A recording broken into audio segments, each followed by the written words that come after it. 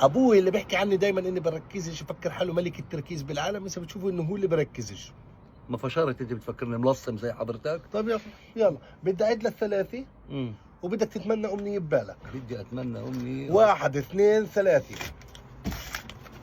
خلصت. شفت كيف فيش تركيز؟ كان بامكانك بجزء من الثانيه انت تقول مثلا مصاري وتحط لي ما لحقتش افكر انا.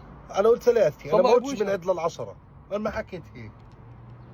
نذالي هاي. ها شفتوا كيف؟ شفتوا؟ نذالي. طيب خلينا نشوف مين بيركز اكثر، انا ولا انت؟ يلا. وقف وغمض واعمل ايديك هيك وتمنى امنيه وركز وانت تتمنى وشوف كيف بدي اعرفها انا. يلا. وقف. خلصوا 3 ثواني. بحسب مين هسه تركيزه أكبر؟ منك انت بدك تلعب على منك انت بدك تعمل علي دواوين، منك انت بدك تعمل علي دواوين، مين طلع تركيزه اهون؟ مش طلعت اخر منصب وطلعت شو خاص التركيز بالافكار، شو خاص بالامنيه؟ ولك طلعت كمان ملصم ومنه بالجالي وال600 بح